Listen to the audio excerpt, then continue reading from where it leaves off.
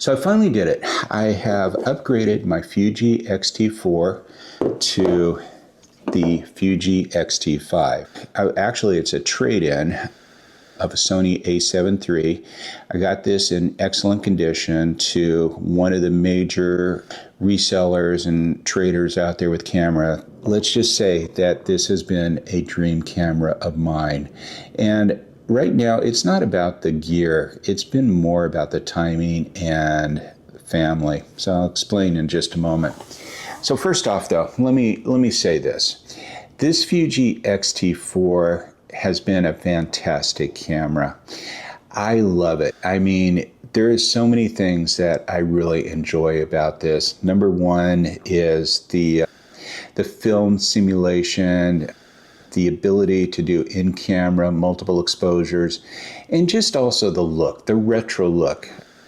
There's been times where I have taken this camera out and I'll be sitting at a restaurant or a coffee shop or something, and somebody will make a comment about this camera and say, "Oh, that's cool. You don't see these film cameras much anymore." And as I blow their socks off, I sit there and say, "This is not a film camera. It's a digital camera." But this was one of the reasons why I really liked the Fuji. Now, the thing is it was a risk. Let me just say this. It was a risk. I bought the Fuji. I did not know anything about the Fuji. I just heard it was a cult following. And that was what, I guess, sold me. But I had done the same mistake with the Sony that I actually traded in with this. So I had a Canon. That was the first camera that I started with. Every time I went and I looked at the reviews of Canon M50, it always talked about how it was an entry-level beginner's camera. And over time, I was actually feeling like a lot more confident with my photography. And I was like, okay, I want a professional camera. I probably did one of the biggest mistakes that I ever did was I went out and on Google, I said, what's the most common professional camera out there? And results came back that it was, and there were a lot of results, but the majority of them was saying Sony and the a7 III. And it says, okay, that's the camera that I'm going to get because I want to be considered a professional photographer. And I did use that camera for well over a year. It was a good camera. It took really good images, but I got to tell you, it was boring. That's the best way I would describe it. And right around that time, I started hearing, you want a fun camera? Get the Fuji, the X series. And I started just really researching that, and I got this. And one of the big reasons for the Fuji X-T4 was film simulations. This was what they were talking about. And then also the retro look as well. But the film simulations is, I think, what makes Fuji unique. And essentially, it can take your old films like the Kodachrome and Fuji Film 400. There's all different kinds of film out there in the day, and you can go ahead and change some menu settings to actually duplicate that look of those early film days, the best way that I could describe it. But also, people were starting to make their own film recipes, and it was really cool. You can go out on, say, Google, and you want to look for a new film recipe for, let's say, just the winter season, or you could go ahead and do a search, film simulations for the Fujifilm for winter, and you'll get a whole bunch of them, different keywords. And that was cool because you could make your own film simulations. And so that wasn't something that I could do with a Sony. And the other thing was just doing multiple exposures as well. So the only way I could do a multiple exposure with the Sony would be to take two photos of something and then go into Adobe Photoshop and an overlay them. But with the Fuji, I could go ahead and do it in camera. I said that this was more of a want than a need.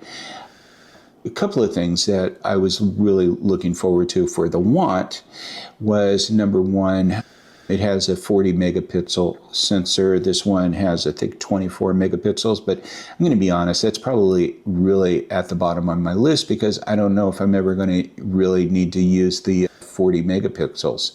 Another thing was, and this was a big seller of mine, was that with the Fuji X-T4, it had this articulating screen. This is great if you want to do a YouTube channel or something like what I'm doing. But see, I'm using a different camera. I have a camera that is just dedicated to my YouTube channel. I never take it out and take photos of it or with it, and that's the ZV-E10, and that's what I'm using right now. And it's a great camera. But this was not something that I really wanted. What I wanted was this tilting screen here. You can see the tilting screen. And the reason why I wanted it is because if I'm doing street photography, I would like to keep this down lower. I'm fiddling with the camera here, and it's less intrusive, or I'm not drawing attention to myself by having the camera down here and just looking at it and taking a quick photo. That was something that my Sony A7 III had, and I got to tell you, there's a lot of people that don't like that feature, but for me, I love that feature. So how did the trade come about?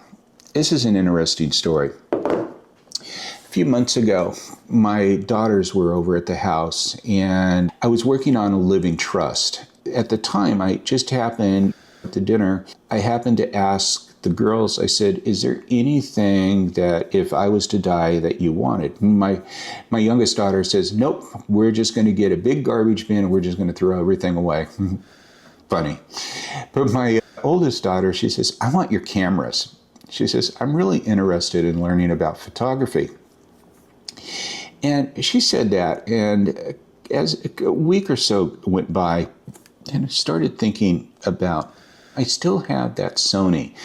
I started with the Sony. It's a really good camera. It's considered a professional camera. And it's just sitting in a closet. I think I'm going to give it to her. That's what I ended up doing. It was funny because when I gave it to her, it had been well over a year since I had used it. I was trying to show her a few things, and it was like I forgot a lot of the menu settings there. And it was just, it says, here, take it. You can go ahead and learn it on yourself. And it was probably the wrong thing to do because when she took it, I kept noticing that she wasn't using it. In fact, how I noticed it is it was just sitting in the house. Every time I went over to her house, it wasn't being there. And I'd ask her, I says, are you using it or anything? And she says, no, I just don't have time. But at some point I asked her, I said, why aren't you using the Sony? And she says, I just don't really understand it. And it doesn't do some of the things that your camera does. And it's the kind of stuff that I'm interested in. Multiple exposures, Dad, and doing those kind of things. That got me thinking. And so what I ended up doing was I said, okay, you know what? What do you think about this? I'm going to repossess the Sony A7 III, and I'm going to bring it home. I'm going to take the Sony and I'm going to take all the lenses with it, and I'm going to do a trade-in. And let's see if I can get a second Fuji. I can get myself the Fuji X-T5, and I will give you the Fuji X-T4. So she loved that idea, and that really excited her.